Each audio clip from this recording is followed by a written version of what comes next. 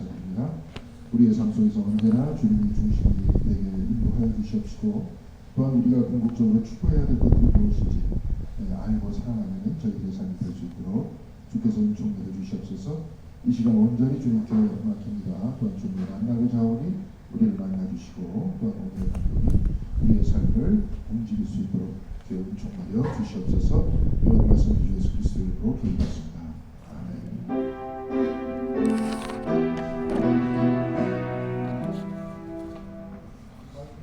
마이크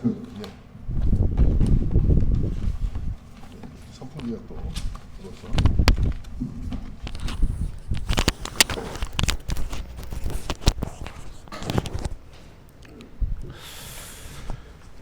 이거 잠깐만 정리 좀 해야 되겠습니다. 여기다 막 잔뜩 막 올려놔가지고 지금 잔뜩 올려놨다는 게 아니라 책 한 권 지금 가지고 왔는데 여기 지금 나눠준 거 외에 사실은 지금 또 하나 받은 거 있으시죠? 이제 왜냐하면 제가 이제 오늘은 특별히 이제 우상숭배에 관계돼서 말씀을 좀 나누려고 하는데 우상숭배가 뭐냐? 그걸 조금 여기 폴틸리라는 이 철학자가 있어요. 독일 출신인데 이제 미국에서 주로 활동했었던 유니언 신학교하고 미국의 이제 시카고 대학교하고 그쪽에서 활동했던 세계적인 신학자가 있는데 그분이 이제 궁극적 관심이 과연 뭐냐, 그러니까 신앙이란 뭐냐, 하나님은 누구냐, 궁극적 관심이다 이런 표현들을 썼습니다. 이제 그 이야기를 왜냐하면 우상숭배라는 것들은 뭐냐면 우리들의 궁극적 관심이 하나님께 가 있지 않고 누구한테 가 있는 거예요? 우상한테 가 있는 건데 뭐 누가 우상한테 가 있겠습니까 요즘에? 뭐 석상 같은 걸 만들고 뭐 무슨 상 같은 걸 만드는데 그 석상한테 비나이다 하는 그 목적이 뭡니까?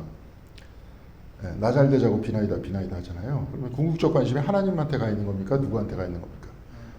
나한테 가 있는 거잖아요. 그러니까 나를 섬기느냐 하나님을 섬기느냐. 나를 섬기느냐라는 것보다도 내가 잘 되는 걸 섬기는 거냐 아니면 하나님을 섬기는 거냐. 이 이야기를 만약에 이렇게 한다면 우리들도 별로 자유롭지 못합니다. 한국교회도 별로 자유롭지 못하고. 근데 왜냐하면 오늘 말씀 속에 나와서 그래요. 그런 부분들이. 뭐 석상 같은 거 없애고, 뭐 목상 없애고 그런 건 다 할 수 있죠. 그렇죠? 막 그런 거 다 할 수 있습니다. 뭐 어떤 교회에서 보니까 그 십자가도 뭐 사람들이 섬긴다는 십자가도 없앴더라고 보니까. 근데 사실은 문제는 십자가를 없앤다는 게 문제가 아니에요. 상을 없앤다는 게 문제가 아닙니다. 신앙을 갖는 궁극적인 목적이 자기 자신의 그 뭐랄까요? 성공이라든지 뭐 그런 쪽에 달려 있느냐, 아니면 하나님을 섬기고 하나님 나라를 만들어내는 데 있느냐, 거기에 목적이 달려 있는. 만약에 그것이 제대로 되지 못한다면 우상숭배다. 성경은 사실 그렇게 얘기하고 있는 거죠. 근데 오늘 말씀 속에서 그런 부분들이 나오니까 살펴보고 여기서도 조금 저는 이렇게 그래요. 요즘에 교회에서도 막 책 읽게 하고 막 이런 이유가 신학이라는 학문은 굉장히 많이 발달됐습니다. 특별히 제가 여기서 또 이런 얘기를 하면 또 푸념하는 이야기가 될 텐데 목회자들이 이렇게 얘기를 해도 별 권위가 없습니다. 또 여러분들 앞에서 하소연하는 그 이야기가 될 텐데 나만 그런 게 아니에요. 모든 목사나 마찬가지입니다. 뭘 얘기를 해도 별 권위를 안 줘요. 첫째는 얕봅니다. 제가 무슨 공부도 못하고 신학대학 들어간 주제 뭐 이런 게 있어요. 진짜로. 그건 내 느낌이다. 두 번째는 그러니까 신학이라는 학문이 별 볼 일 없습니다. 그렇죠. 저는 그것도 느낍니다. 이제 그런 것들을 느끼니까 무슨 말을 해도 별 권위가 없어요. 그래서 때로는 이렇게 얘기합니다. 그건 목사님 생각이고. 근데 이제 사실은 그렇지 않아요. 그게 지금 신학이라는 형태의 생각들이죠, 물론. 하나님을 어떻게 내가 섬기느냐, 아니면 그것을 교리와 성경과 내 자신의 일상 속에서 어떻게 결합하느냐, 신앙생활을 어떻게 할 것이냐. 근데 그런 얘기가 기독교만 따져도 지금 벌써 2000년이 넘잖아요. 그럼 그 수많은 사람들이 기독교인들인데 그 수많은 사람들 중에서 학자들도 수없이 많았잖아요. 그래서 중세 때까지만 하더라도 유럽을 지배하는 학문이었는데 그럼 얼마나 읽을 게 많습니까? 그러니까 이게 보면 이게 돈도 안 되는 이 학문을 가지고 그렇게 많이 공부를 해야 된다는 게 푸념이 되죠. 신학하는 사람의 입장에서 보면 이게 무슨 돈이 됩니까? 밥이 나옵니까? 또 얘기를 열심히 해가지고 딱 전해주는데 뭐라고 얘기합니까? 그건 당신 생각이고. 그러면 이거 내가 왜 해야 되느냐 이런 생각들이 많이 들죠. 그러니까 특별히 이런 사람들은 대단히 큰 신학자입니다. 폴틸리 같은 사람은 굉장히 큰 사람이에요. 그러니까 세계 사상사 전체를 움직였던 사람, 신학자인데도 불구하고 지금 신학이라는 학문이 별 힘이 없으니까 뭐 철학자들이나 뭐 요즘에도 뭐 인문학자들이 앞에서 뭐 그냥 똑같이 얘기해요. 마치 도킨스가 종교에 대해서 똑같이 얘기하듯이 뭐 기복신앙이나 주술적 신앙이나 기독교나 다 똑같이 보면서 니들 다 똑같잖아 이렇게 얘기하듯이 한국에서도 막 아무렇지도 않게 벌어지고 있습니다. 그러니까 그런 거 신학자 입장에서 또 그런 얘기 듣다 보면 기분이 나쁘죠. 근데 그런 사람이 또 셀럽이 돼가지고 큰 소리 칩니다. 앞에 나와가지고. 그러니까 그래서 교회가 자꾸 줄어드는 걸 수도 있는 것 같아요. 교회는 그냥 주술적인 데야, 저긴. 복 비는 데야.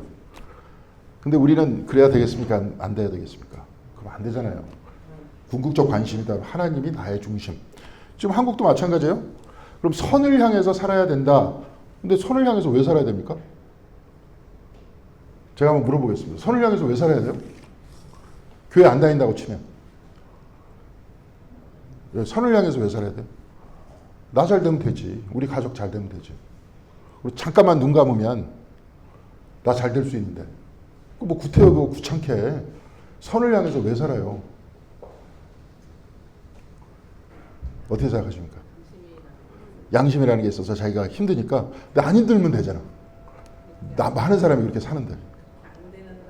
안 되는 사람이 많으니까. 예, 그것도 되겠죠. 예. 근데 안 되는 이유 중에 하나가 왜 그럴까요? 양심을 개발했기 때문에 그런 건 아닐까? 태어나자마자 인간이 원래 그럴까요? 인간이 늑대 사이에서 컸다고 생각해 보세요. 늑대 사이. 원숭이 사이에서 컸다고 생각해 봐요. 그러면 인간이 과연 그 원숭이 사이에서 큰 인간이 양심이 있을까요? 그럼 양심은 어떻게 생긴 걸까요? 배웠을 거 아니에요. 누구한테 배웠을 거 아니에요. 뭔가 내려왔을 거 아니에요. 그래서 내려와서 이렇게 살면 안 된다라고 배웠을 거 아니에요. 그렇기 때문에 양심껏 살려고 그러는 거죠. 근데 그 배우는 게 그 돈이 될까요? 안 될까요? 그 양심대로 사는 게. 돈이 됩니까? 안 됩니까? 돈이 안 되잖아요. 자, 그러면 사회 전체가 돈을 향해서 갑니다. 권력을 향해서 가고 있습니다.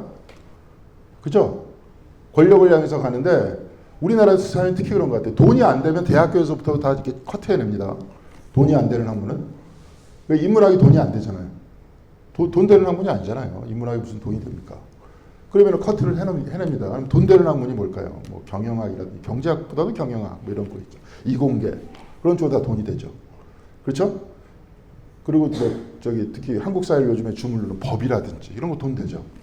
그렇죠? 법 때문에 맨날 싸우니까. 자, 그럼 돈 되는 것만 쫙 깔아놨다고 생각합시다. 그러면 행복할까요? 거기가? 그렇죠. 사람이 안 돼 있잖아요. 지금 여기가 지금 괴로운 이유가 우리나라가 지금 돈이 안 되는 것에 대해서 중요시 안 여겨서 그래요. 근데 돈이 안 되는 게 굉장히 중요하잖아요. 지금 여기도. 그리고 우리 같은 경우에 선을 향해서 추구하려고 노력한다 이렇게 얘기하는 게 신앙 때문에 그렇잖아요. 우리들한테는. 바로 그 속에서 하나님을 만난다. 그렇기 때문에 그랬던 거예요. 근데 그게 돈이 됩니까? 안 되잖아요. 근데 사람들이 그것을 추구해야 여기가 행복해지잖아요. 선을 추구하고 사랑을 추구하고 화합을 추구해야 여기가 행복해지지 않습니까? 그렇죠? 예, 그런 내용입니다. 신학이라는 형태도 마찬가지. 사람이 되는 것. 그리고 하나님을 만나는 것. 근데 여기에 관심이 없기 때문에 지금 한국은 아비규환입니다. 사람들 신경도 안 쓰고 자기가 힘이 있으니까 힘 있는 사람들이 무조건 다 해내고 있어요. 그리고 거기서 뭐라 그러면 니들도 힘이 있어요. 힘 있어봐. 힘이 얘기하는 거야. 파워가 얘기하는 거야. 그럼 너희들이 권력을 가져. 그런 철학들이 막 융성하고 있고 힘의 철학, 의지의 철학. 네? 그것도 철학이라고. 여하튼 간에 그걸 또 지지하는 사람들이 있으니까. 자, 그렇습니다. 근데 여기서 성경은 그러지 말자 이렇게 얘기하잖아요. 그럼 그러지 말자 하는 것도 우리가 배우고 그리고 이것을 굉장히 소중히 여기고 이것이 나중에 구원까지 연결이 된다. 글쎄요, 모르겠어요. 거기까지 갈렸지. 근데 우리는 그거를 추구하는 사람이다 하는 것들을 한번 생각해 보고 이것들이 좀 많이 됐으면 좋겠어요. 제가 볼 때는 교회가 힘이 없어지는 게 안타깝습니다. 근데 그것도 역시 교회가 만들어내는 과정인 것 같아요. 교회 스스로도 큰데 좋아하지 않습니까? 그렇지 않아요? 큰 거 좋아하지 않아요? 그리고 요즘에 목사들 감독 출마한다 그러면서 지금 돌아다니고 있는데 저한테도 왔습니다. 감사하게도 한 목사는 나한테 육포를 줬고 한 사람은 나한테 원두 커피를 줬습니다. 둘 다 먹었어요. 이제 다 먹었는데 또 안 오나 생각 중입니다. 한 명 더 출마했으면 좋겠는데 3명 출마하면 또 딴 사람이 가져올 건데 지금 2명밖에 출마 안 해서 그러니까 한 사람도 출마 안 하나 뭐 그 사람은 나한테 뭐라도 좀 가지고 오면 근데 좀 속으로 생각하기를 찍을까 하다가 찍을 사람이 없잖아요. 내가 할 수 있는 권한이잖아요. 찍는 건 그죠? 그럼 거기다 이걸 쓸까? 찍을 사람이 없습니다. 이렇게 써내고 거기다 낼까? 이런 것도 요즘에 생각 중입니다. 찍을 사람이 진짜 없어요. 솔직히 해서 찍어달라 하면서 왔지만 찍어줄 사람이 없는데 어떻게 합니까? 그리고 또 2년 동안에 무슨 일을 하겠어요 지금 사실. 그렇죠? 뭔 일 못하잖아요. 그러니까 사실은 감독은 행정직인데 행정직이면 행정적으로 뭘 어떻게 하겠다. 교회 뭐 목회자들의 복지를 위해서나 교회의 어떤 교회 이게 무조건 지금 다 대형 교회 위주니까 이런 형태로만 다 가고 막 이러니까 좀 다른 방향 안에서 우리가 신앙생활 하게 하겠다. 뭐 이런 나름대로 뭔가의 비전이 있어야 되는데 아무 비전들이 없어요. 그러면 또 안 찍는 게 또 제 권한이잖아요. 비전 없는 사람한테 찍어요. 그렇죠? 네, 그러면 안 찍겠습니다. 또 안 찍으면 또 나중에 불이익을 주더라고. 그러니까 안 갈 수는 없고 그러면 가기는 가야 되는데 그렇잖아요. 선거인단 명단에 찍혀야 되는데 그럼 가기는 가야 되는데 그 다음에는 찍을까요 말까요? 찍을 사람이 없는데 어떻게 찍어요? 그러니까 요즘에는 막 아주 고민입니다. 기도하고 있습니다. 자 여기 여러분들한테 나눠준 게 역대하 14장에서 20장의 말씀입니다. 그리고 아사라는 사람과 여호사밧이라는 사람인데 아사라는 사람은 그 열왕기서에서도 뭐 괜찮은 사람이다. 훌륭한 사람이다 이렇게 이야기를 하고 있는데 여호사밧이라는 사람은 좀 이따가도 보겠지만 이제 별로 좋지 않은 사람이다. 이제 이런 식으로 전체적인 평가를 내렸어요. 근데 역대하에서는 대체적으로 좋은 사람이다. 이런 식으로 평가를 또 내렸습니다. 제가 볼 때는 뭐 누가 맞느냐 자꾸 우리가 이렇게 이야기를 하면은 그런 유혹에 빠지지만 제가 역대기서를 이야기를 하면서 이렇게 말씀을 드렸듯이 누가 맞느냐 하는 것보다 특별히 역대기서는 어떤 사람이 됐으면 좋겠다. 역대기서는 그 역사가 물론 열왕기서에서도 지나간 다음에 역사를 썼지만 역대기서는 한참 뒤에 썼다.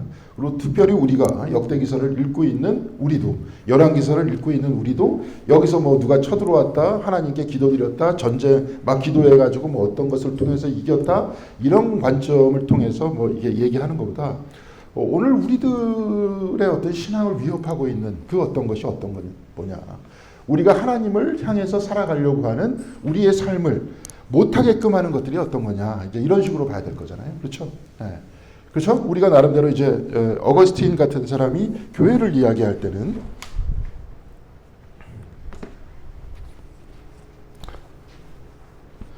그 사람은 이제 시티 오브 가시라 해서 하나님의 도성이라고 했습니다. 도성 하나님의 그러니까 여기는 지금 마포 안에 있지만 우리 공덕교회는 어디입니까? 하나님의 도성이라는 거예요. 여기가 이제 식민지 비슷하게 여기서 이렇게 만들어 놓은 거라는 겁니다. 그러니까 우리가 교회에 올 때는 어떤 느낌이 들어야 돼요? 하나님 나라 안에 있다는 느낌이 들어야 돼요. 그럼 하나님 나라라는 것은 어떤 나라일까요?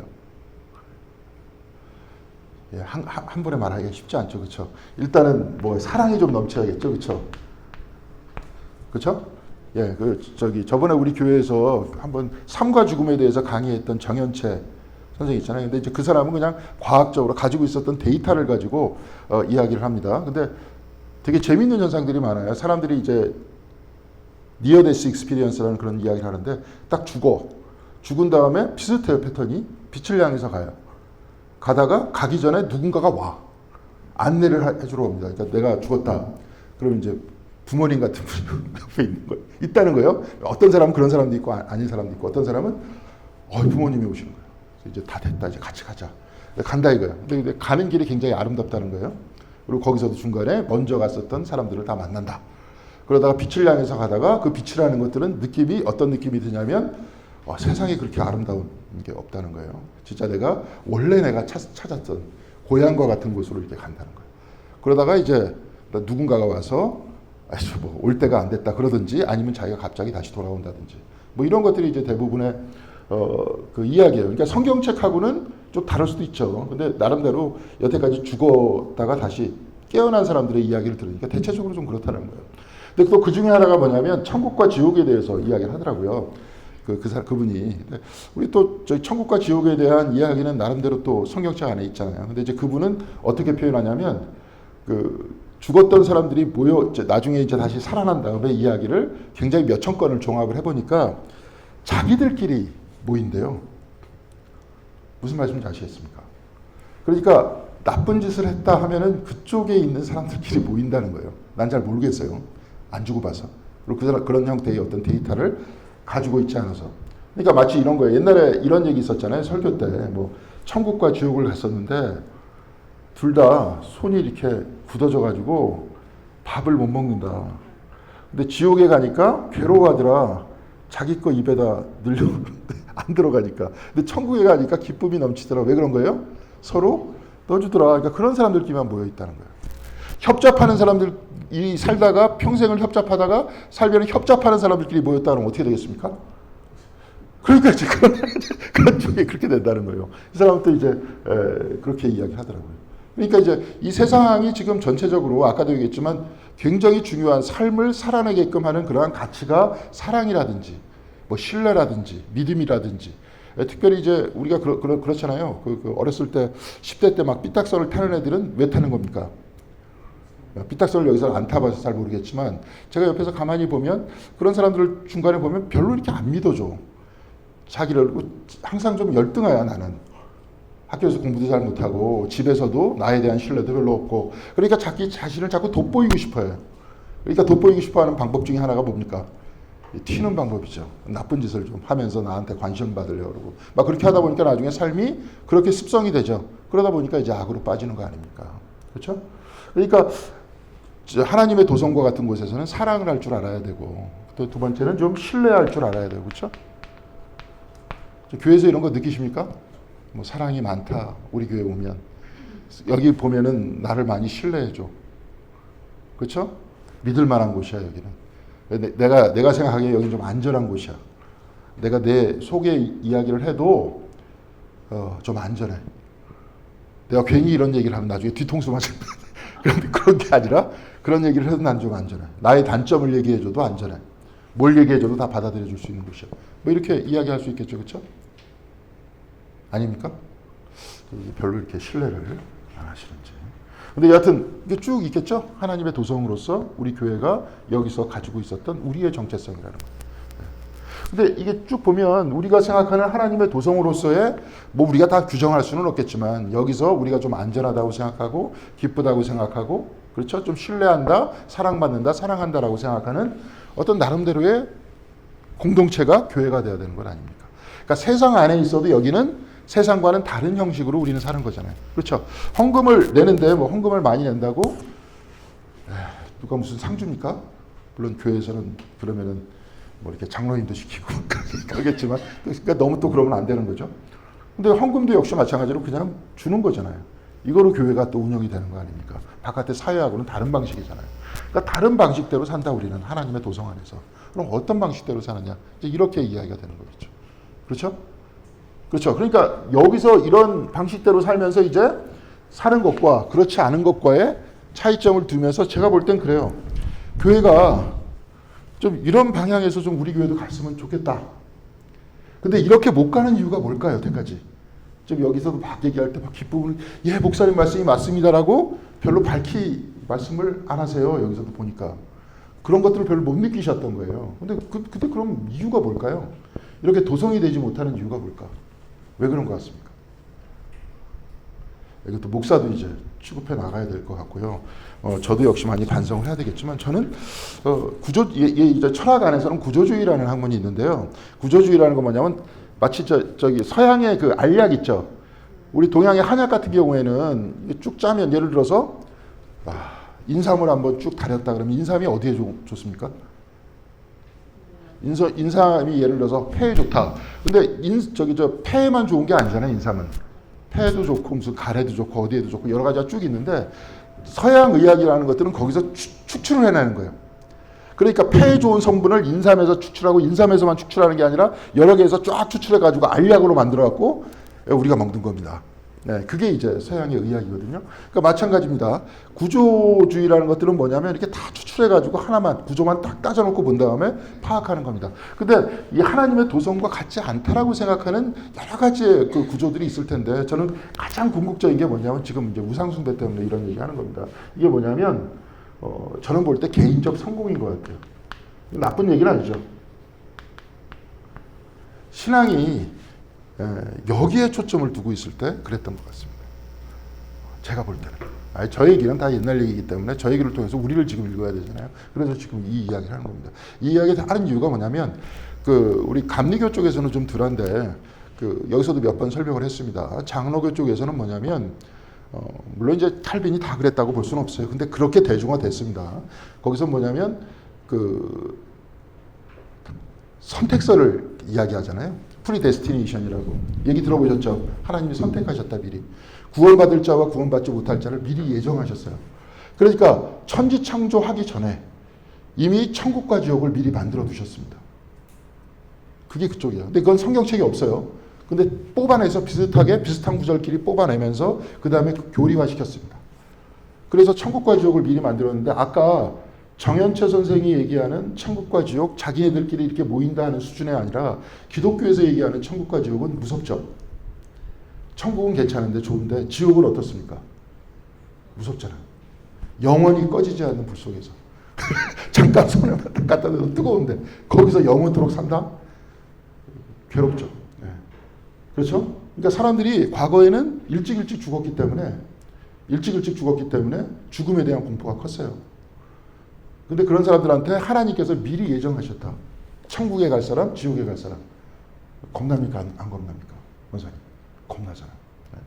그러면은 그 겁나는데 그럼 일평생 겁나면서 신앙생활을 해야 되잖아요. 그럼 겁나지 않는 방향이 있어요. 하나님이 하나를 딱 알려주셨어요. 내가 천국에 갈 수 있는 가능성이 있다는 걸 하나님께서 가르쳐 주셨어요. 그거 뭔 것 같아요? 김도학장님 잘 아실 것 같은데. 성공이죠. 그렇죠? 내가 물질적으로 축적을 하면 하나님께서 나를 천국에 보내주신다는 증거라는 거예요. 그걸 교리화시켰어요. 초창기에. 근데 이제 캐톨릭하고의 갈등소에 지금은 많이 버렸습니다. 그 얘기를. 말도 안 되는 얘기이기 때문에. 그래서 그 캘비니즘의 개신교적 그 생각들을 가지고 건설된 나라가 어느 나라일까요? 네? 이런 형태의 어떤 그 정신을 가지고 세워진 나라. 미국이잖아요. 미국이에요. 그런 다음부터 여기서부터 우리가 알고 있는 소위 자본주의가 나옵니다. 여기서도 몇 번 말씀드렸습니다. 과거에 중세 때는 사람들이 일할 때 그렇게 빡세게 일하지 않았어요. 10시간을 일한다 그래도 대충 놀면서 막 이렇게. 근데 이게 나오기 시작하면서 사람들이 노동을 집약시키기 시작해요. 시간표에 따라서 일하기 시작해요. 지금도 학교에서 여러분들도 다 그렇게 배웠습니다. 50분 수업하고 10분 쉬죠? 그렇죠? 집약시키는 거예요. 학습 능력을. 그 다음에 쉬는 시간을 줘요. 공장에서도 마찬가지예요. 50분 노동하고 어떻게 할 것 같아요? 10분 쉽니다. 어릴 때부터 그 교육을 시켰어요. 우리는 그걸 다 받았어요. 그래갖고 물질 생산을 극대화시키는 겁니다. 그러니까 어떻게 돼야 돼요? 급욕해야 되죠. 특징이. 그렇게 해야 되죠? 절제해야 되죠. 술 먹으면 돼야 안 돼요? 안 돼. 뭘 더 생산해야 되니까. 담배 피우면 돼야 안 돼요? 몸이 건강해져야 돼요. 건강이 여러 가지를 막 만들어야 돼요. 그렇게 됐습니다. 근데 거기까지 좋아요. 그죠? 나쁜 게 아니잖아요. 열심히 산다는데. 나쁜 게 아니에요. 근데 이게 이제 나중에 중심이 돼버린 거예요. 이렇게 돼야 내가 천국을 갈 수 있으니까.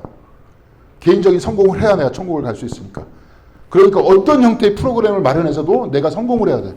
이렇게 하다 보니까 문화는 막 이렇게 되고 하나님에 대한 신앙은 이제 사라져버리고 어떻게 됩니까? 지금 현대사회에서 하나님에 대한 신앙 사라지고 있잖아요. 우리나라도.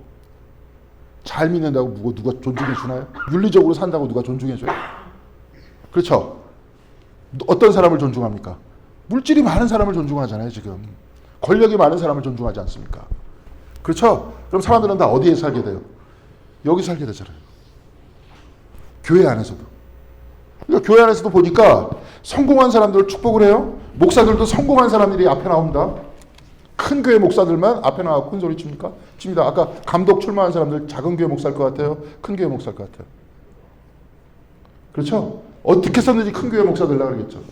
교회 안에서. 교회 안에서 따뜻한 사랑과 신뢰와 여기서 안전하다는 생각을 여기서 받습니까? 아니면 저기 가면 잘난 사람이 있고 그런 사람 앞에서 내가 주눅 들어야 되고 그런 생각이 듭니까? 주눅 들어야 돼. 바울이 오늘 아침에 새벽에도 보니까 바울이 내가 자랑할 거는 십자가밖에 없다. 나의 모든 것을 십자가에 못 박았다. 왜? 내가 나를 구원하지 못하니까. 구원하시는 분은 누굽니까? 하나님이 나를 구원하시니까. 그래서 나는 거꾸로 이번 주에도 보니까 나는 나의 약함을 자랑한다. 나의 강함이 나를 구원하는 게 아니라 하나님이 나를 구원하시니까. 그런 사람들의 그런 정신을 가지고 모여서 모두가 다 평등하게 사랑과 신뢰 안에 있는 곳이 교회 아닙니까? 근데 그렇지 못하잖아요. 그러니까 여기 와봐요. 뭐. 그렇죠? 그러니까 교회가 교회로서 할 수 있는 기능이 있어요. 근데 가만히 보니까 우리는 이렇게 할 수 있을 것 같아. 그렇죠? 많이 잘난 사람들이 좀 빠져나간 것 같아요. 정독교회 같은 데 가면 힘들어요. 하도 잘난 분들이 많아서. 그런 분들이 가만히 있겠습니까? 근데 그렇지 않으면 그럼 우리 제로 베이스에서부터 한번 다시 만들어보죠. 진짜 우리도 사랑이 넘치고 좀 신뢰가 넘치게. 이제 속회도 만들어졌으니까. 거기서 잘 하시잖아요, 지금. 서로 응원해주고, 신뢰해주고, 사랑해주고. 그렇죠? 그래서 세상 안에서 하나님의 도성으로 우리 공동교회가 되자. 우리는 바울서부터 내려왔었던 그 전통을 이 교회에서 지금 우리는 살아가고 있다. 당신들은 맨날 지금 재산 자랑하고 그래서 감동 나오고 뭐 한다 하지도 않을 거면서 한다고 거짓말만 하고.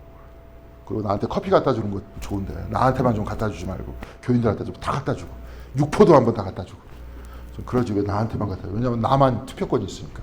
투표권. 그러지 말자. 그런 얘기입니다. 자, 그래서 우상숭배라는 건 그래요. 개인적 성공이냐? 사실은 그런 거죠. 아세라 목상이고 무슨 바알 신상을 섬기겠습니까? 뭐 때문에? 무슨 뭐 신상에 뭐가 들어있어요? 그게 아니잖아요. 결국은 이것 때문에 그런 거야.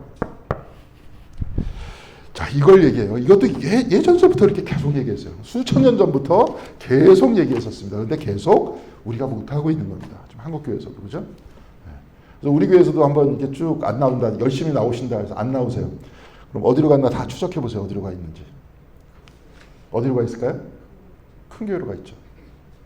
그렇죠? 이제 그런 사람들 신경 쓰지 말고 우리끼리라도 요 안에서 사랑과 신뢰를 가지고 여기서는 진짜 안전하다. 딴 얘기보다도 하나님 나라의 이야기를 하고 그러는 교회가 됐으면 좋겠습니다. 자, 여기서부터 이제 그 아비야 이후에 아사 얘기가 나오고요. 그 다음에 여호수아 얘기가 나옵니다. 그래서 쭉 읽어가면서 보겠습니다. 이미 얘기할 거는 다 했습니다. 여기서 지금 제가 하고 싶은 얘기는 다 했어요. 그리고 여기서도 이제 약간 좀 어려워. 머리에 쥐 날지도 모르지만 근데 사실은 쥐도 가끔 나야 됩니다. 아까도 얘기했지만 신학이라는 학문이 굉장히 많이 발달이 됐고 지금 엄청난 크기가 됐었는데도 불구하고 교회에서는 논의되는 거는 1950년대, 40년대 얘기를 지금 하고 있습니다. 안 되잖아요. 그러면 못하러 공부합니까? 그럼 안 되니까 거기서도 약간 쥐가 나더라도 사실 이 얘기를 하는 거다. 성경에 있는 저자들이 이 얘기를 하는 거다 하는 것들을 한번 찾아볼 수 있도록 그렇게 하겠습니다. 자, 역대하 14장 1절에서부터 3절까지 교독하겠습니다. 아비야가 죽어서 그의 조상들과 함께 잠드니 다윗성에 장사하였고 그의 아들 아사가 그의 뒤를 이어 왕이 되었다. 아사가 다스리던 10년 동안은 나라가 조용하였다.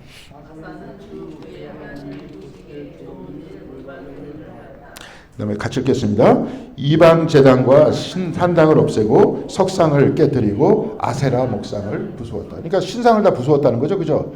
이걸 자꾸 섬기니까. 그리고 산당이라는 것은 여기서 여러 번 말씀드렸습니다. 그냥 산에다가 돌단을 쌓아놓은 건데 거기서는 하나님께 제사드리기도 하고 그죠? 예배드리기도 하고 누구한테도 예배드리기도 한다 그랬어요. 우상한테도 예배드리기도 한다 그랬어요. 그러니까 아예 이거는 괜히 그냥 나 성전에 가서 예배 못 드려. 그러니까 난 여기서 예배 드릴래. 이렇게 얘기를 하면 뭐 요즘에도 그러잖아요. 그렇죠? 아, 교회 안 나갈래. 집에서 예배 드릴래. 근데 집에서 예배 진짜 드렸나요? 이것도 요거만 얘기할게요. 여기도 몇 번 얘기했지만 지금 우리가 신앙생활을 한다는 것들은 뭘까요? 여러 가지 이유가 있지만 그 중에 한 가지는 뭐냐면 재현하는 겁니다. 재현하는 거예요. 그 2000년 전의 이야기를 지금 재현하는 겁니다. 교회는 바울이 뭐라 그랬습니까? 교회는 그리스도의 뭐라 그랬어요? 몸. 여러분은 뭐라 그랬습니까? 지체라 그랬죠? 예. 그리스도의 몸에 어떻게 하는 거예요? 그럼 교회 나오는 거는 참여하는 거죠. 그럼 참여하기 위해서 그리스도께서 어떻게 하셨어요? 제자들 앞에서 막 베드로가 막 금을 던지고 있을 때 베드로한테 뭐라 그랬습니까? 금을 말리고 있을 때 나를 따라와라. 그러니까 뭐 어떻게 했습니까? 베드로가 버려두고 따르니라. 지금 그 2000년 전에 교회 예배 일주일에 한 번 나오는 걸 어떻게 하는 겁니까? 재현하는 겁니다. 부르시는 주님의 응답해 갖고 오는 거예요. 근데 우리 교회에서 제가 몇 번 이런 얘기 들었어요. 한 달에 한 번씩 나와야지. 뭐 신앙생활 하는데. 뭐 한 달에 한 번씩 오세요. 그걸 누가 정했습니까? 한 달에 한 번씩 나오라고? 에? 누가 복음이 아니라 그런 걸 가지고 내가 복음이라고 얘기하는 거예요. 아무도 얘기 안 했어요. 본인이 얘기하는 거예요. 마치 나와 주는 거야, 나이가. 그게 아니에요. 재현하는 거예요, 여기. 나와 주는 게 아니라. 지금 왜 그러느냐. 아까도 얘기했지만 세속적 성공이 중심이니까, 본인한테는. 교회는 그냥 놀이터였으니까. 그러니까 한번 여기 친교 모임 같은 경우는 한번 와 주는 거죠. 내가 복음이다. 그게 아닙니다. 이 형태를 지금 재현하는 겁니다. 아세라 목상 뭐 이렇게 쭉 얘기를 해도 거기서 왜 부시느냐. 그것도 똑같이 재현했어요, 옛날. 아세라는 다산을 숭배하는 사람이에요. 다산을 숭배하기 때문에 다산이 되기 위해서는 어떻게 해야 되는 겁니까? 거기서 이제 성전 안에 누가 있다 그랬어요? 네, 그런 여자들이 있다 그랬죠. 그러니까 다산이라는 형태를 계속 재현하는 거예요. 그 신화의 구조를. 얘네들은. 여기서는 일주일 동안에 우리 기독교라든지 과거에 안식일 날 회당 가거나 성전 가는 것들은 뭐를 재현하는 겁니까? 이스라엘 사람들. 출애굽을 재현하는 거예요. 우리는 예수 그리스도의 부르심과 동시에 십자가와 부활을 재현하는 겁니다. 우리 삶 속에서. 그래서 궁극적 관심이다라고 좀 이따 얘기할 거예요. 그건 뭐예요? 우리의 삶의 궁극적 관심이 하나님과 부활과 십자가와 부활이 우리의 중심이라는 겁니다. 우리는 그 가치에 의해 산다는 거예요. 아까도 얘기했지만 그것은 돈으로 해결이 되는 게 아니에요. 돈을 받는 게 아니야. 그 가치 안에서 우리가 살아나가는 거예요. 근데 지금 우리가 쭉 보지만 그 가치를 가지고 있지 않잖아요, 지금 사람들이. 그러니까 매일매일 뉴스를 들어도 짜증이 나는 겁니다. 근데 사실은 제일 중요한 이야기인데. 사람이 돼야 되는 거잖아요. 그죠? 부끄러워할 줄도 좀 알고, 남이 아프면은 같이 아파할 줄도 알고, 근데 오로지 자기만, 남은 어떻게 되든지 말든지. 이게 텔레비전에 그냥 나오잖아요. 그리고 그 인간들이 힘 있다라고 앞에서 이야기하고 앉아있고. 그러니까 괴롭잖아요, 우리가 지금. 그래서 그런 겁니다. 이제 그런 부분들이 있어요. 자, 그래서 여기서 목상을 다 벗었다 그래서 산당도 다 없애버렸다 그랬어요. 그러면서 산당을 다 부시고 목상을 없애버렸으니까 이제 매주 어디를 가야 되는 겁니까? 제사 드리기 위해서는, 예배 드리기 위해서는 성전을 가야 되는 거 아니에요. 그렇죠? 성전을 가서 하나님을 예배하게끔 만들었다는 겁니다. 자, 그 다음에 저기 9절에서부터 저기 11절, 9절, 11절 제가 일부러 뺐습니다. 이렇게 빨리빨리 9절, 11절 같이 한번 읽겠습니다. 에디오피아 사람 세라가 유다를 치려고 100만 대군의 병거 300대를 이끌고 쳐들어와서 마레사에 이르렀다. 11절 같이 읽겠습니다. 주 그의 하나님께 부르짖었다. 주님께서 돕고자 하실 때에는 숫자가 많고 적음이나 힘이 세고 약함을 문제 삼지 않으십니다.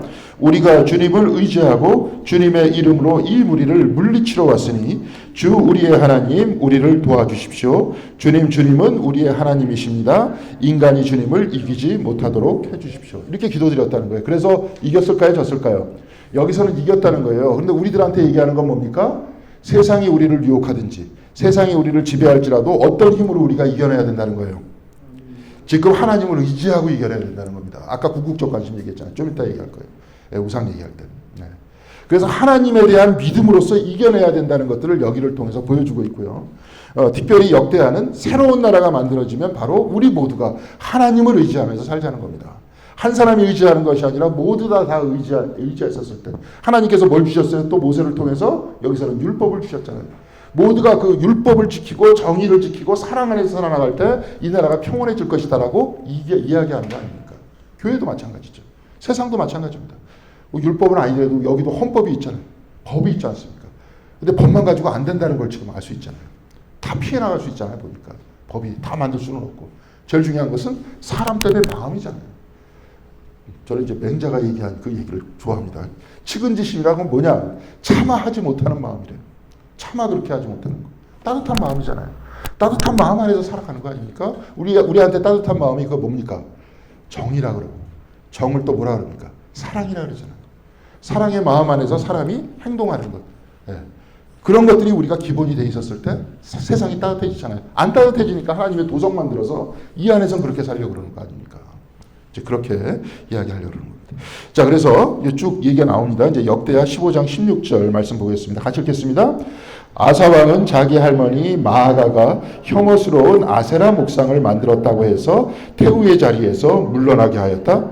아사는 자기의 할머니가 만든 혐오스러운 우상을 토막내어 가루로 만들어서 기드론 냇가에서 불살라버렸다. 그러니까 우리도 이제 막 나중에 옛날에 뭐 신비가라든지 뭐 이런 사람들은 그런 마음이라도 하나 들면 마음조차도 갖지 않으려고 노력했다는 겁니다. 예수님도 그러죠. 뭐 간음하는 것과 그 뭐라 그랬죠?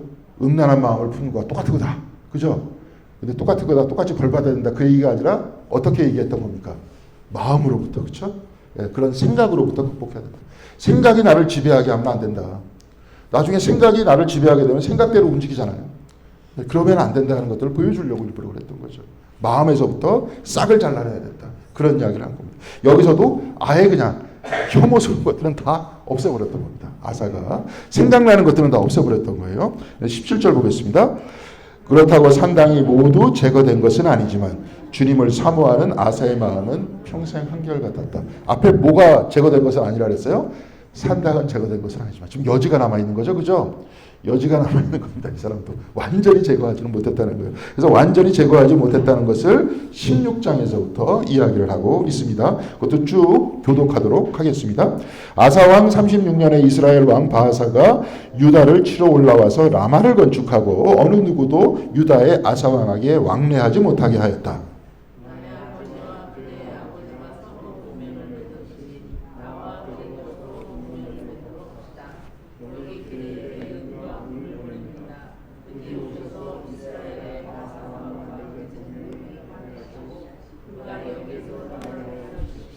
예, 유다를 치러 이렇게 쭉 올라왔어요. 근데 이제 다른 왕한테 지금 그 하고 있는 거죠, 그죠? 그래서 여기서 이제 저기 라마라는 성을 이렇게 건축을 합니다.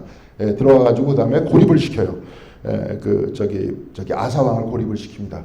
딱 고립을 시키니까 여기서 여태까지 그 위에서 쭉 봤을 때 9절에 예, 역대하 14장 9절에 에디오피아에서 쳐들어왔을 때 어떻게 했습니까? 아사왕이 하나님께 의지했었죠. 근데 여기서 쭉 보니까 하나님께 의지하는 게 아니라 어디에 의지하고 있습니까? 동맹에 의지하고 있잖아요.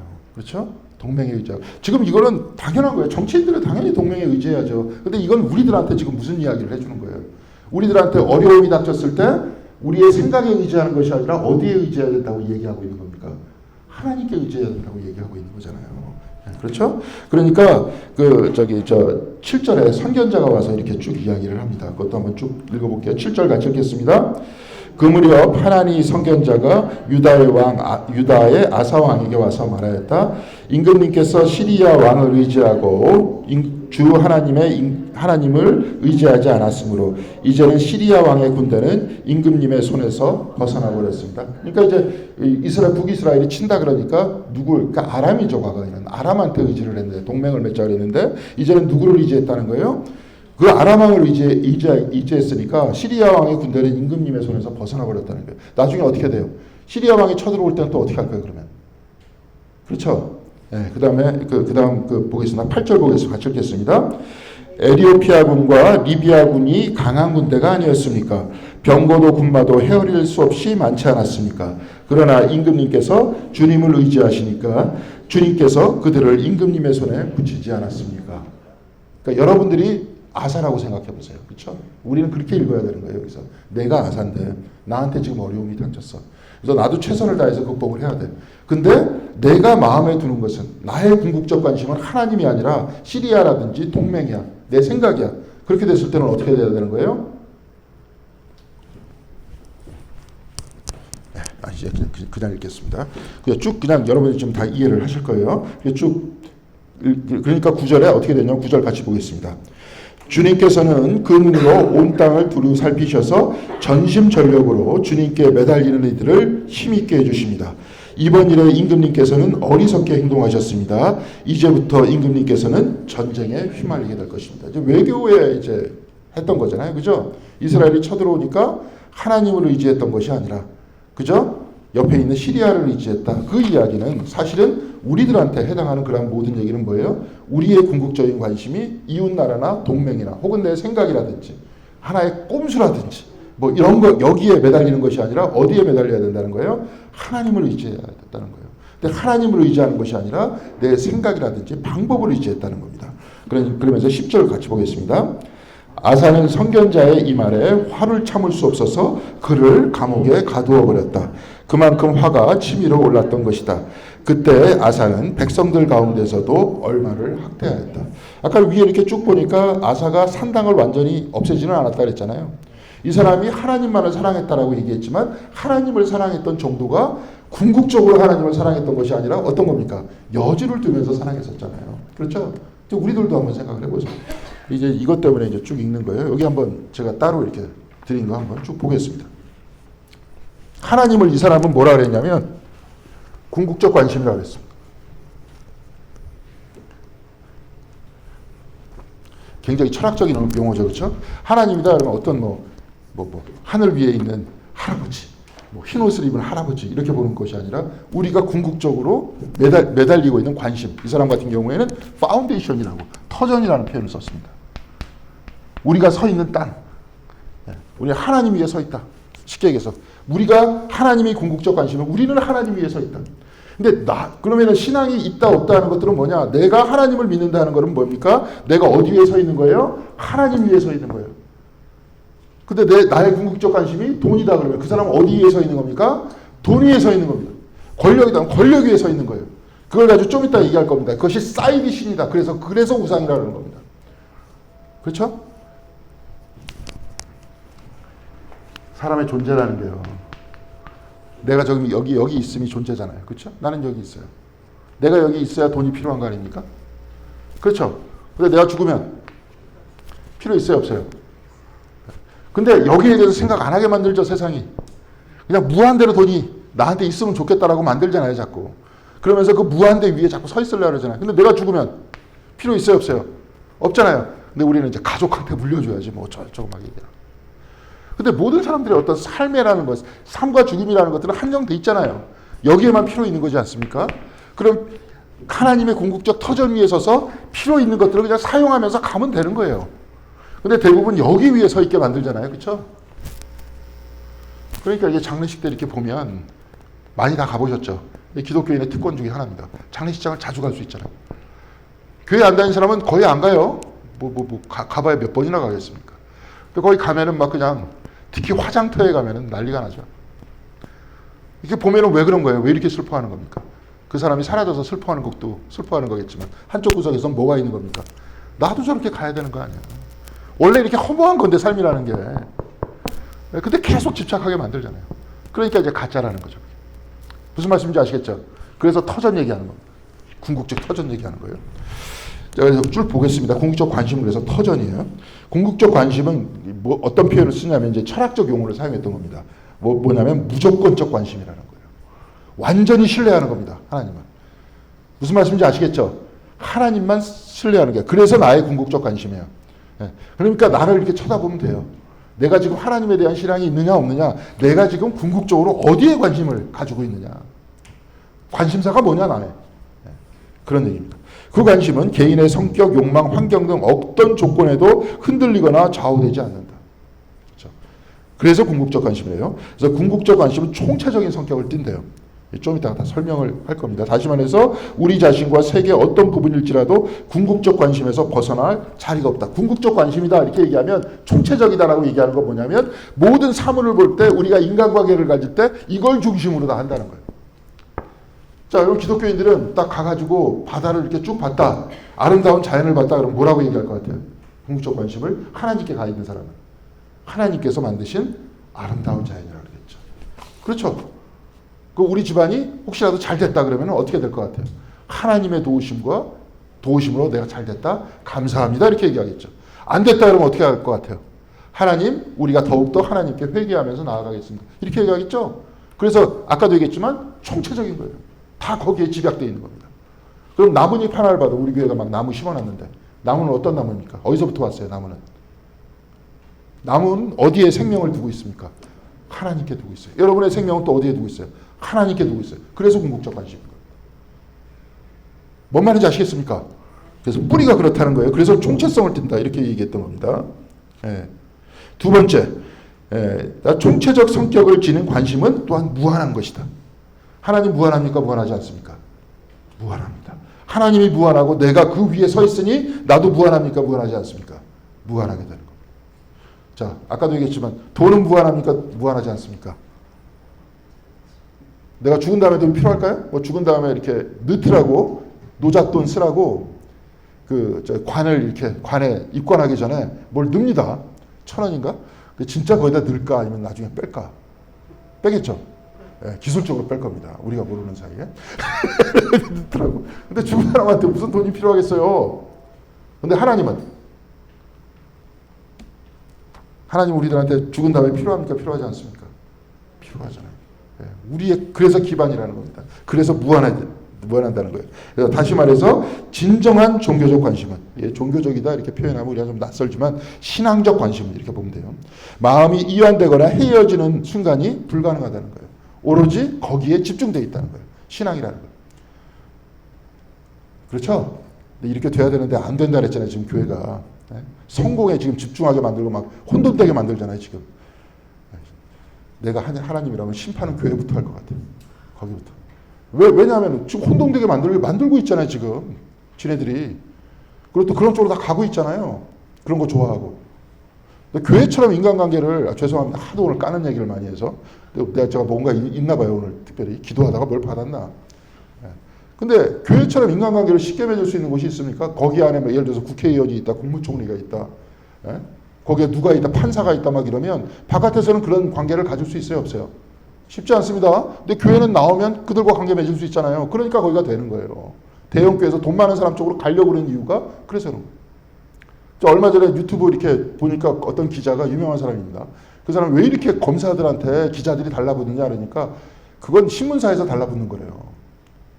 왜냐? 검사는 좀 있다가 검사장도 될 수 있고 그 다음에 검찰총장도 될 수 있고 옆으로 가다 보면 국회의원도 될 수 있고 그 사람은 좀 있다가 몸값이 올라가면 로펌에 들어갈 수도 있고 또 어디 들어갈 수 있습니까? 대기업에 들어갈 수도 있고 그 사람은 영원하다는 거예요. 계속 영원하기 때문에 그 사람하고 개인적으로 관계를 맺으면 나한테 얻어질 게 많다. 개인적으로도 뭐 법률 자문도 받을 수 있고 내가 유리해질 수도 있고 또 하나는 뭡니까? 예? 회사 전체도 유리해질 수도 있고 그러니까 그쪽으로 간다는 거예요. 자꾸 그쪽 편을 든다는 거예요. 교회도 마찬가지입니다. 인간사 그렇게 되는 거예요. 근데 교회가 그런 데입니까? 궁극적 관심을 하나님께 터전을 두고 어떻게 해야 되는 거예요? 이 땅 안에서 하나님 나라를 만들어서 그 안에서 하나님의 도성 안에서 살려고 교회를 만든 거잖아요. 누가 그렇게 하라 그랬어요? 자기네들끼리 그렇게 만든 거 아닙니까? 그죠? 그러니까 어느 교회는 보니까 모임들이 있지만 보니까 어느 교회 저기 인터넷 한번 쭉 보니까 어느 목사님께서 우리 교회 이번에 수련회 가려고 하는 거기 어디입니까? 소무이도 거기 가고 사진을 쭉 찍었는데 뭐냐면 교수 모임이래요. 교수 모임 따로 있고 그 다음에 법률가 모임 따로 있고 기업가 모임 따로 있고 그게 무슨 신앙 공동체입니까 그게. 근데 그게 되니까 그렇게 하니까 사람들이 모이잖아요. 그러니까 그 전략을 쓰는 거 아닙니까? 죄송합니다. 그렇게 하지 맙시다 하는 얘기를 하려고 자꾸 그러는 겁니다. 사랑의 공동체를 만듭시다. 그러니까요. 그래요. 그래서 종교적 관심이란, 그래서 신앙적 관심이란 궁극적이고 무제약적이고 총체적이고, 지금 무슨 말인지 알겠죠? 그죠? 내가 하나님께 뿌리를 두고 있고 거기에 대해서 그를 통해서 무제약적으로 다 설명해 주는 것이고 총체적인 것이고 그리고 무한하다. 내가 죽어서도 무한하다. 그 특징을 가진다는 거예요. 우리가 가지고 있는 하나님 신앙을 철학적으로 옮겨놓은 겁니다. 이렇게. 자, 그러니까 그 다음 페이지 한번 보겠습니다. 이게 이제 김경재라는 분이 한신대 교수님인데 틸리 신학 되새김이라고 잘 썼어요. 나름대로 해설하는 그런 내용을 썼는데 여기서 그 다음 페이지 그 뒤에 넘겨보면 28페이지 보면 첫째 틸리는 그 중간에 이렇게 썼죠. 그죠? 첫째 틸리는 왜 종교란 무엇인가? 라는 질문에 대해서 전통적이고 그거 찾으셨어요? 그 다음 페이지? 인습적으로 대답하지 않고 그냥 평범하게 얘기하지 않고 전혀 새롭게 궁극적 관심 그리고 그것에 붙잡힌 상태라고 설명하려 했는가를 곰곰이 생각해 본다. 자기가 생각해 본다는 거예요. 자기가 되새겨야 되니까 자기가 나름대로 생각해 본다는 거예요. 그 이유를 한마디로 설명하자면 전통적인 종교학적 개념 규정이 그러니까 전통적으로 이 사람은 지금 신학을 얘기하는 게 아니라 종교학을 얘기했어요. 종교 안에서 신에 대해서 설명하는 방법이 개념 규정이 이것도 좀 말이 어렵기 때문에 더 쉬운 얘기는 전통적으로 종교에서 얘기하는 신에 대한 말이 현대에게는 너무 관념적이고 비실존적이고 뭐냐면 삶과 죽음에 별로 이렇게 이야기가 안 돼 있다. 우리도 그렇잖아요. 성경책에서 얘기하는 하나님 아버지 얘기하면서 막 율법적으로 얘기하고 성경책에서 쭉 얘기하는 게 나하고는 상관없이 옛날 얘기로 들릴 수도 있다. 그렇기 때문에 이 사람은 현대인들이 모두 다 관심을 갖는 형태로 끌어냈다. 그게 뭐냐? 궁극적 관심이다. 우리가 뿌리를 두고 있는 거다. 그렇게 얘기했다는 거예요. 그래서 예를 들어 그 종교가 신적 존재와 같은 초자연적 실제와의 교섭관계, 하나님과의 만남의 관계, 나 영혼의 사후세계, 내가 죽어서 천국 가고 뭐 어떤 문제, 또 영혼의 구원 문제나 형이상학적인 문제라고 주장하는 일반적인 접근 방식, 이렇게 얘기하다 보면 나의 지금 삶과는 별로 상관이 없다라고 여긴다는 거예요. 그래서 나의 지금 삶과 상관이 있는 건 뭐냐면 궁극적 관심이다, 이렇게 봤다는 거죠. 뚜렷하게. 그렇죠? 그럼 내가 가지고 있는 궁극적 관심이 뭐냐, 이걸 보면 되죠. 그럼 하나님이냐 뭐냐 금방 나오잖아요. 그렇죠? 그래서 저기에서 그 밑에는 이제 쭉 이렇게 쭉 얘기가 되고요. 그런 얘기고요. 그 다음 페이지 보겠습니다. 둘째 나와 있죠, 그죠? 둘째, 자격 미달의 이제 가짜라는 거예요. 준 궁극적 관심 혹은 사이비 궁극적 관심들이 현대인을 그것들의 노예로 삼는다는 것을 폭로하고 있다는 거예요. 그렇죠? 제가 좀 아까 얘기했잖아요. 그럼 우리가 갖는 궁극적 관심이 뭡니까? 내가 갖는 게 뭡니까? 금방 나오잖아요, 지금. 하나님입니까? 아니면 잘 되는 겁니까? 우리 가족 잘 되는 겁니까? 나 잘 되는 겁니까? 아니면 하나님입니까? 나오잖아요, 금방. 그죠? 현대인의 실질적 우상숭배에 시달리고 있음을 깨닫게 하려고 이렇게 얘기했다는 거예요. 그러니까 우리들도 살펴보면 되죠? 그죠? 내가 어느 터전 위에 지금 서 있느냐? 어느 터전 위에 서 있느냐? 그런 얘기죠. 그럼 쭉 밑으로 내려가서 셋째 보겠습니다. 셋째, 틸리가 종교를 궁극적 관심이라고 새롭게 규정할 때 그가 이해하는 종교는 샘족계 종교, 유대교, 기독교, 이슬람교의 특색을 다분히 지니고 있다는 거예요. 샘족계 종교는 뭐냐? 샘족계 종교들, 흔히 아브라함 종교들이라고 종교 학계가 분류하고 종교들의 이해는 일부러 이제 이분도 목사고 신학자지만 객관적으로 지금 설명하려고 그러는 거예요. 샘족계 종교의 특징이 뭐냐?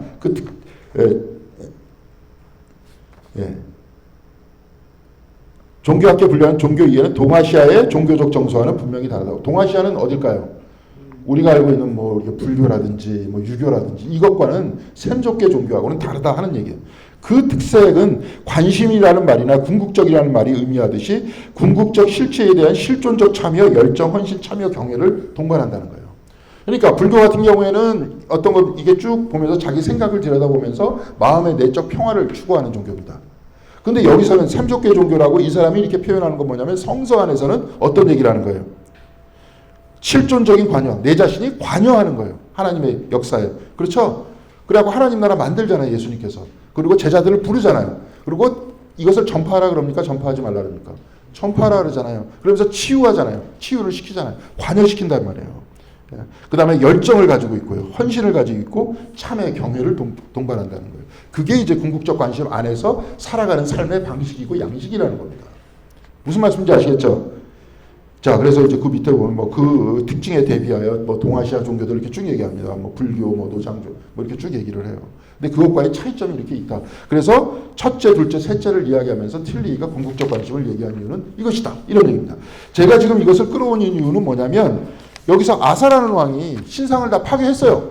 파괴하는 건 상관없어. 근데 나중에 이 사람의 궁극적 관심이 뭐가 된 거예요? 동맹을 했잖아요. 그렇죠? 평안이 됐던 거죠. 자기의 개인적 평안이었잖아요. 하나님에 대한 헌신이 아니었고. 그러면서 그거를 선지자가 지적했잖아요. 그러니까 자기는 분명히 하나님에 대해서 헌신하고 있다고 생각했는데 그렇게 됐어요? 안 됐어요? 안 됐잖아요. 그 부분을 지적하고 있는 겁니다. 그러니까 우리들도 여러분들한테도 이렇게 드리고 있는 그런 건 뭐냐면 나 자신을 한번 살펴보라는 거예요. 내가 지금 40년, 50년 신앙생활 했는데 나의 궁극적 관심은 하나님께 가 있느냐 아니면 나한테 가 있느냐 내 가정에 가 있느냐 그거 보면 되잖아요. 그렇죠? 이게 우상숭배냐 아니냐는 거 금방 드러나지 않습니까? 우리 그걸로 보인 게 아니지 않습니까? 이제 그런 이야기를 했어요. 자, 그럼 역대하 17장 1절 한번 그 다음에 쭉 읽어 내려가도록 하겠습니다. 앞으로 시간 얼마 안 남았으니까 그냥 쭉 읽어 나가면서 보도록 하겠습니다. 교독하겠습니다. 아사의 아들 여호사밧이 그의 뒤를 이어 왕이 되었다. 그는 이스라엘의 침략을 막으려고 국방을 튼튼하게 하였다.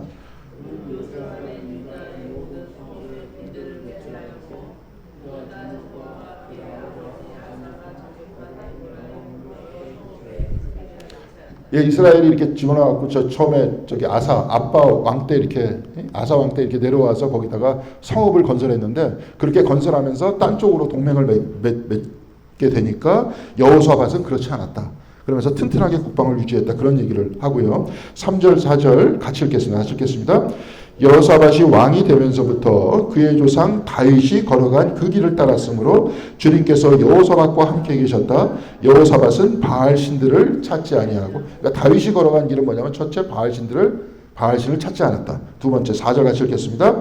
다만 그의 아버지가 섬긴 하나님을 찾으며 하나님의 계명을 따라 살고 이스라엘 사람의 행위를 따르지 않았으므로, 북이스라엘 사람들은 우상숭배를 했다. 그들을 따르지 않고 하나님만 믿었다. 예, 그런 이야기입니다. 그 다음에 5절 보겠습니다. 주님께서는 여호사밧이 다스리는 나라를 굳건하게 해주셨다. 온 유다 백성이 여호사밧에게 선물을 바치니 그의 부귀와 영광이 대단하였다. 거기서는 이제 2차적인 물질적 축복인데요. 거기 제가 오른쪽에 열왕기상 5장 24절에서 26절 쭉 보면 열왕기상에서 여호사밧에 대한 평가는 다릅니다. 거기서 뭐라고 나와 있어요? 26절 그 밑에 보겠습니다. 같이 읽겠습니다. 그러나 그는 주님께서 보시기에 악한 일을 하였다. 그도 그의 길이 그의 부친이 걷던 그 악한 길을 그대로 걸었으며 또 이스라엘에게 죄를 짓게 하는 그 잘못을 그대로 따랐다. 아까 아사도 대체적으로 좋았지만 열왕기서에서도 대체적으로 평가가 좋았습니다. 근데 나중에 어떻게 했어요? 동맹을 섬겼다 그랬잖아요. 그렇죠? 그 길을 그대로 따랐다는 것을 보여주고 있는데 역대하에서는 여호사밧을 달리 보고 있습니다. 그렇죠? 근데 이게 달리 보고 있는 여호사밧을 한번 쭉 보도록 하겠습니다. 역대하 3절, 4절 같이 읽겠습니다. 이스라엘의 아합 왕이 유다의 여호사밧 왕에게 물었다. 길르앗의 라못을 치러 나와 함께 올라가겠습니까? 여호사밧이 대답하였다. 내 생각이 임금님의 생각이고 내가 통솔하는 군대가 곧 임금님의 군대입니다. 우리는 임금님과 함께 싸우러 나가겠습니다. 열왕기서에서도 이 부분은 나와 있어요. 그러니까 여호사밧에 대해서 딴 부분은 일치하지 않는데 이 부분은 일치합니다. 근데 같이 갔다가 나중에 어떻게 돼요? 열왕기서에서 보면 아합이 죽습니까? 삽니까? 아합이 죽어요. 나중에 그 미가야라는 선지자가 아합한테 당신 죽는다고 이렇게 얘기하니까 미가야를 깜빵에다가 집어넣죠. 아합이 딱 집어넣으니까 자기도 찝찝해니까 전쟁을 쭉 나갈 때 어떻게 하냐면 옷을 갈아입습니다. 자기는 그냥 일반 군사 옷으로 갈아입고 여호사밧 거로 당신 임금 옷을 입어라. 그러니까 임금이 여호사밧이 딱 있으니까 저쪽에서 군사 들고 막 싸울 때 어떻게 됩니까? 임금을 잡으려고 그러겠죠? 잡으려고 여호사밧한테 가다 보니까 아합 왕이 아니야. 그런데 우연히 이렇게 화살로 딱 쐈는데 일반 병사가 딱 맞았는데 맞았던 일반 병사가 누굽니까? 아합 왕이야. 그래서 아합이 죽었다. 여호사밧은 살았다. 이런 내용이 열왕기서에도 기록되어 있고 역대하에도 기록되어 있습니다. 근데 굉장히 중요한 게 역대하에서 이 부분을 굉장히 크게 평가하고 있고요. 이 부분도 역시 열왕기서에 나와 있습니다. 4절 같이 읽겠습니다. 그러면서도 여호사밧은 이스라엘 왕에게 말하였다. 그러나 먼저 주님의 뜻을 알아보니 좋을 듯합니다. 이 사람의 궁극적 관심은 어디예요? 아합 왕이었어요? 하나님이었어요? 하나님이었죠. 하나님께 물어보겠다 그러잖아요. 그러니까 이 부분을 사가지고 역대기서에서는 여호사밧이 좋은 왕이었다. 그러면서 좋게 이야기를 해주고 있습니다. 이거는 열왕기상 22장 5절에 제가 오른쪽에도 써놨는데 똑같이 기록되어 있습니다. 그러니까 열왕기상에서는 여호사밧 왕이 다 나쁜데 이렇게 한 가지 좋은 점이 있었다. 이렇게 얘기하고 싶어 했는데요. 역대기서에서는 여호사밧은 대체적으로 좋았다 하면서 쭉 이야기를 하고 있습니다. 그래서 역대하 18장에는 아합 왕이 죽는 그 모습에 대해서 쭉 기록하고 있고요. 역대하 19장에 다시 교독하도록 하겠습니다. 유다의 여호사밧 왕이 예루살렘에 있는 그의 궁으로 무사히 돌아왔을 때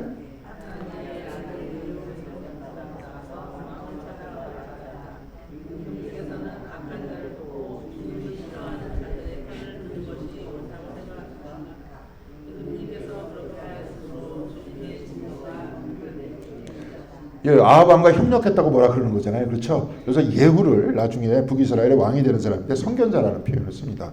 그리고 3절 같이 읽겠습니다. 그러나 임금님께서는 선한 일도 하셨습니다. 아세라 목상을 이 땅에서 없애버리시고 그 마음을 오로지 하나님 찾는 일에 쏟으신 일도 있으십니다. 그러니까 중심은 하나님께로 가 있는데 또 일부는 또 누구한테 가 있어요? 아합한테 가 있잖아요. 그러니까 완벽한 왕이 없다는 것을 역대기서에서도 얘기하고 있죠. 그죠? 그러면서 우리의 신앙 자세를 이야기하는 거예요. 우리도 관심이 거기 가 있어야 된다. 하나님께서는 어떻게 하라 그랬어요? 저도 아까 얘기했습니다. 우리가 돈으로 살 수 없는 것들이 굉장히 중요하다. 근데 하나님께서 특별히 율법 안에서는 뭐예요? 정의를 이야기했고 사랑을 얘기했는데 특별히 바울도 그렇게 얘기했고 예수님도 말씀하셨습니다. 예수님은 율법을 딱 두 가지로 규정하셨어요. 뭐라고 규정하셨습니까? 마태복음에 보면 하나님을 사랑하고 그 다음에 이웃을 사랑하라. 이 두 가지로. 바울은 또 똑같이 얘기했죠. 갈라디아서에서 내 이웃을 내 몸과 같이 사랑하라는 거기에 율법은 다 들어있다. 사랑이에요. 또 하나는 정의입니다. 정의와 사랑, 하나님께서는 정의와 사랑의 존재이시니 그 위에 궁극적인 터전을 두고 그 터전 위에서 살면 되는 겁니다. 우리의 일상적인 삶도 역시 마찬가지로 이것이 신앙생활이라는 거예요. 근데 그렇게 안 하잖아요. 여기도 보니까 왕도 이리 갔다 저리 갔다 하잖아요. 약하니까. 그러니까 우리들도 이 왕들을 살펴보면서 우리 스스로도 어느 길로 가야 될 것인가를 찾아보면 된다. 이 얘기입니다. 근데 이렇게 쭉 보면 여호사밧도 대체적으로 좀 좋았다면서 쭉 이야기를 하고 있고요. 8절에서부터 11절 읽어보지 않겠습니다. 시간이 좀 갔으니까 이 부분은 제사장들을 굉장히 높여 주었다. 그런 이야기입니다. 그리고 20절, 20장 이렇게 마지막으로 읽고 마치도록 하겠습니다. 20장 1절 같이 읽겠습니다. 얼마 뒤에 모압 자손과 암몬 자손이 마온 사람들과 결탁하여 여호사밧에게 맞서서 싸움을 걸어왔다. 그런데 이제 조금 아사하고는 조금 다른 길을 걸었어요. 5절 같이 읽겠습니다. 여호사밧이 주님의 성전 셋들 앞에 모인 유다와 예루살렘 회중 가운데 서서, 자, 전쟁을 하기 위해서는 군사들 앞에 서야 되는데 이 사람은 지금 누구 앞에 섰습니까? 회중이잖아요. 회중은 누구예요? 예배 드리는 사람이잖아요. 그러니까 우리가 딱 보면 금방 알 수 있죠. 이것은 누구를 향해서 썼어요? 진짜 옛날 이야기를 쓴 게 아니라 우리들한테 이야기를 해주는 거예요. 삶 속에서 어려움이 닥쳤을 때 어디로 가야 되는 거예요? 회중 가운데로 들어와야 되는 거예요. 예배 드려야 되는 거예요. 그러면서 쭉 이야기를 하고 있습니다. 6절 같이 읽겠습니다. 이렇게 기도하였다. 우리 조상의 하나님 주님은 하늘에 계시는 하나님이 아니십니까? 세계 만민이 모든 나라를 다스리는 분이 아니십니까? 권세와 능력이 주님께 있으니 아무도 주님께 맞설 사람이 없습니다. 모든 권세가 주님께 있습니다. 그러면서 그 신앙을 더욱더 공고히 하죠. 우리들도 역시 마찬가지죠. 중보기도할 때도 마찬가지입니다. 중보기도할 때도 누구 잘 되게 해주세요. 그게 아니잖아요. 하나님의 궁극적인 터전 위에 서게 해주십시오. 권세가 다 하나님께 있습니다. 하나님께 모든 걸 다 맡기겠습니다. 이거 아니에요. 그죠? 그 다음에 13절 보겠습니다. 유다 모든 백성 아녀자들까지도 모두 주님 앞에 나와서 있었다. 자, 전쟁할 때 아녀자가 필요합니까? 안 필요합니까? 죄송합니다만 안 필요하잖아요. 군인들이 필요하잖아요. 이건 뭐예요? 회중들이 다 모였다는 거, 하나님께 예배드렸다는 거 아니에요. 그러니까 우리들한테 실질적인 전쟁을 얘기하는 것보다도 뭡니까? 어려움이 닥친 우리 자신의 삶이 하나님 앞에 어떻게 모여야 되는지를 이야기하고 있는 겁니다. 자, 그러면서 14절 보겠습니다.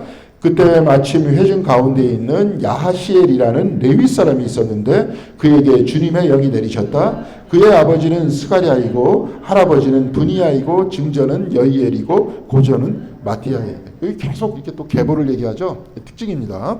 그 다음에 15절 같이 읽겠습니다. 그가 이렇게 말하였다. 온 유다와 예루살렘에 사는 사람들과 여호사밧 임금님은 들으시기 바랍니다. 주님께서 여러분에게 말씀하십니다. 적군이 아무리 많다 하여도 너희들은 두려워하거나 겁내지 말아라. 이 전쟁은 너희가 하는 것이 아니라 나 하나님이 맡아 하는 것이다. 여러분들이 목사님한테 이렇게 기도하러 이렇게 오라 그럴 때 목사는 그럼 어떻게 기도해야 되는 거예요? 이렇게 기도해야 되는 거죠. 여러분 두려워하지 마십시오. 그렇죠? 여러분의 삶을 끌어나가시는 분은 누구시라는 거예요? 하나님이 끌어나가십니다. 정의와 사랑의 터전 위에 서십시오. 하나님께서 이끄십니다. 이제 이렇게 얘기하는 거죠. 이렇게 이게 쭉 얘기했어요. 이 사람들이 이제. 그러니까 이게 전쟁이라는 형태보다도 어려운 일을 당할 때 앞에서 그런 얘기를 했죠. 그래서 20절 같이 읽겠습니다. 백성은 다음날 아침 일찍 일어나서 두고와 둘러 나갔다. 나갈 때 여호사밧이 나와서 격려하였다. 유다와 예루살렘 주민은 내가 하는 말을 들으십시오. 주 우리의 하나님을 믿어야만 흔들리지 않습니다. 주님께서 보내신 예언자들을 신뢰하십시오. 우리는 반드시 이깁니다. 이 터전 위에 쓰십시오. 하나님 위에 서십시오. 그런 얘기죠.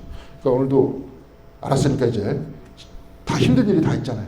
근데 어느 터전 위에 서야 돼요? 하나님의 터전이어서 흔들리지 않고 하나님 나라를 향해서 가자. 그런 얘기입니다. 그래서 21절 같이 읽겠습니다. 여호사밧은 백성들과 의논한 다음에 노래하는 사람들을 뽑아 거룩한 예복을 입히고 군대 앞에서 행진하게 하였다. 그는 또 노래하는 사람들이 주님께 감사하여라 그의 인자하심이 영원하다 하면서 주님을 찬양하게 하였다. 그러니까 이게 무슨 전쟁에 나가는 게 아니라 어떤 것 같아요? 하나님과 동행하면서 인생을 살아나가는 거죠. 그래서 군대 앞에 서 있다 그랬죠? 군대 뒤에 서 있는 게 아니라. 그렇죠? 궁극적 관심은 뭐예요? 하나님한테 서 있는 거잖아요. 군대한테 서 있는 게 아니라. 그런 인생을 보여주고 있는 겁니다. 마지막으로 30절 보겠습니다. 여호사밧이 다스리는 동안 나라가 태평하였다. 하나님께서 사방으로 그에게 평안함을 주셨기 때문이다. 여기서 쫙 뺐지만 전쟁에서 이겼을 것 같아요? 졌을 것 같아요? 이겼죠. 근데 이제 이겼다는 것들이 중요한 게 아니라 사실은 터전 위에 서고 하나님과 동행하고 우리도 인생이라는 나름대로의 그 유혹의 전쟁, 세상과의 전쟁 안에서 살아가고 있잖아요. 근데 우리는 어디서 해야 돼요? 하나님 위해서 해야 된다. 그래서 노래하면서 이렇게 나가야 된다. 이런 이야기입니다. 자, 그래서 오른쪽에 암몬과 모압과의 전쟁이나 이 전쟁은 사실은 일상의 전쟁이고 우리가 이기는 방식은 하나님의 인자하심에 대한 믿음이다 하는 것을 보여주고 있습니다. 자, 우리가 오늘 그 우상 숭배 그 내용 때문에 궁극적 관심에 대해서 잠깐 살펴봤습니다. 자, 이해가 오히려 더 잘 되죠, 그렇죠? 옛날 뭐 하나님 뭐 이런 차원보다도 내가 지금 어디에 뿌리를 두고 있느냐, 내가 무엇을 중심으로 살아가고 있느냐. 그런 얘기입니다. 그래서 저도 아까도 얘기했었지만 우리가 막 이렇게 삶이 막 고통스러운 이유는 그래요. 그러니까 신앙이 굉장히 중요합니까? 중요하지 않습니까? 한 사회 안에서 되게 중요해요. 근데 신앙을 지금 굉장히 싸구려 취급하고 막 이러는데 후회할 날이 옵니다. 이런 거. 지금 다 모든 사람이 지금 돈을 추구하고 있고 이렇게 될 때 사회가 어떻게 망가질지는 보입니다. 금방 보입니다. 그리고 또 이제 인문학도 역시 마찬가지예요. 다 모든 인문학은 신앙 안에서 다 나온 거예요. 종교에서. 근데 모든 철학자들의 모든 뿌리는 다 거기서 나왔고 지금 얘기하는 뭐 현대 철학자들이 뭐 이렇게 얘기하는 그 이야기를 신앙적으로 어떻게 연결시킬까 좀 어려움이 많습니다. 그런 사람들의 얘기는. 근데 좀 하여튼 뭐 그런데 이런 이야기들을 잘 보고 지금 우리는 뭐 바깥에서 힘이 없지만 힘 있는 사람들한테는 또 그렇게 더 얘기하고 싶은데 신앙이 중요하다. 근데 우리들은 어떻게 합니까? 그런 사람들에 대해서 얘기하는 것보다 우리가 먼저 우리부터 그렇게 살자. 그리고 신앙 공동체 안에서 이렇게 사는 게 쉽지 않잖아요. 다 개인적인 이득과 개인적인 성공을 위해서 영달을 위해서 살아가는 이 삶 안에서 하나님 나라의 정의와 사랑 안에서 살아나간다는 게 쉽지 않잖아요. 그러니까 교회 일주일에 한 번씩 나와서 서로를 위로하고 격려하고 그렇죠? 그렇게 주변에 그런 사람들이 생기고 그런 나라가 만들어지는 것을 보고 기뻐하고 그렇게 살면 되는 겁니다. 이미 예수님께서 2000년 전에 이 땅에 내려오셔서 그런 나라 선포하셨고 만들라고 제자들 파송하셨고 지금도 그리스도의 몸 안에 우리를 불러서 우리를 파송하고 계시잖아요. 예배 다 끝나고 축도 전에 뭐 합니까? 설교 끝난 다음에 네? 제일 마지막에 찬송 부르기 전에 뭐 합니까? 교회에서 파송선을 하잖아요. 일어나서 그냥 일어나서 그냥 순서니까 하는 게 아닙니다. 그렇게 살자는 거예요. 그래서 그걸 좀 더 궁극적 관심 안에서 삶의 방식 안에서 살아나가고 그렇게 이야기를 나눌 때 예배도 더 의미 있어지고 우리의 삶도 의미 있어지고 아까 특별히 폴 틸리가 얘기했듯이 뭡니까? 총체적이라 그랬잖아요. 하나님 중심으로 삶을 보고 하나님이 그러니까 이게 나중에는 마이스터 에카르트 같은 그 신비가는 어떻게 표현했냐면 하나님의 눈으로 세상을 본다라는 표현을 썼습니다. 하나님의 눈으로 세상을 본다. 우리도 똑같이 궁극적 관심을 하나님께 두고 하나님께서 보시는 그 방식대로 세상을 바라보고 세상을 살아나가고 그런 삶이고 신앙인의 삶이다 하는 얘기예요. 이게 잘못됐습니까? 이런 삶이? 뭐 되게 잘못됐다 그래요. 딴 사람이 요즘에 현대인들은 마치 이것이 굉장히 뭐 낡은 캐캐묵은 얘기고 별 내용도 없고 막 이런 얘기다라고 얘기하는데 그렇지 않지 않습니까? 오히려 이런 사람들이 줄어들어서 이 사회가 위기 아니에요. 정신 문명의 위기고 한국 사회는 정말 위기입니다. 좀 큰일 났어요. 앞으로 한 2, 3년 내에 잘못하면 망할 것 같아요. 왜 그러냐면 반도체로 먹고 살잖아요. 그죠? 근데 원자력 발전이라는 그 형태를 가지고 그 동력으로 지금 반도체를 만들지 않습니까? 더 이상 애플 같은 데서 그걸로 만든 건 안 사줘요. 전 세계 시장에서. 반도체로 먹고 살면서 그걸로 수출하는 나라에서. 방향이 잘못됐습니다. 하여튼 좀 위기인데 이런 위기 상황 속에서도 하나님께 터전을 삼고 살아가는 우리 모두가 됐으면 좋겠다 하는 얘기입니다. 자, 오늘 그거 하나만 기억하면 됩니다. 우상숭배다 뭐다 딴 얘기 여러 가지로 하는 것보다도 내가 어디에 터전을 삼고 있느냐. 내가 어느 터전 위에 서 있느냐.